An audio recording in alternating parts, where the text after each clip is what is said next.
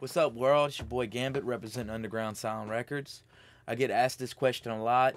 What is mixing and mastering? So I made two separate videos, and right now I'm gonna talk about mastering. So you recorded your record, you send it off to a mixing engineer, and then now you want to send it off to get mastered. Mastering is basically the process of taking everything that you've done in the mix, and you're gonna make all the levels of the whole CD sound around the general same volume and RMS, and you want everything to sound like it all came out of the same place.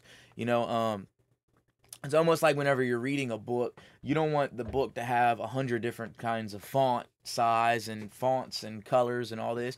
Depending on the book, you might, but basically what I'm saying is you want everything to sound like it all came out of the same place. It's the same story that you're telling in this basically.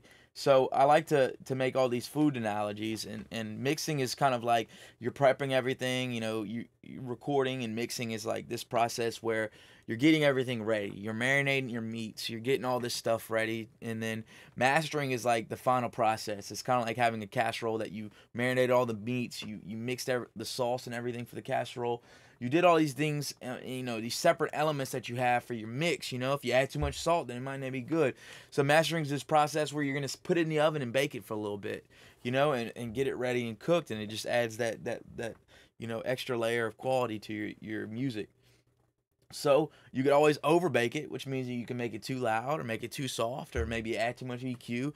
So there's all kinds of things that you have to look at. Whenever you're mastering, you're generally not doing very drastic things. You're doing these little subtle things that make all the difference in the world, and you're trying to be as transparent as possible, but also make it sound loud and full, and make the whole record sound consistent. Now, there's another process to mastering that people don't really, they really just think that it's making it sound louder, but also it's the fades that you're adding in between songs. It's the input from the mastering engineer on how you should order your record. If you give them creative um, consent to give that kind of input, they're going to tell you, well, I feel like this song would come in good after this song, and these should be the first three songs, and basically arranging your record and helping you do that. And then also there's the third part, which is I'm not going to say it's dying out, but it's becoming less and less of a necessity that you have to get this done, but also converting your whole CD into a DDP, and getting that ready to send off to the plant to be manufactured as a CD.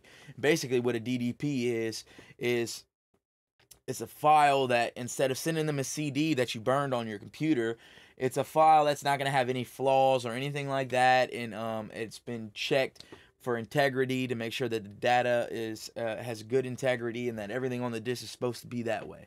So basically, you can do that. You could always send them a burned copy of it, but there's always that chance that you didn't burn it at the right speed, and you didn't do this right, and you didn't do that right. A mastering engineer is going to help you do that and get all those things ready for you. So I hope that was helpful, and y'all have a great day.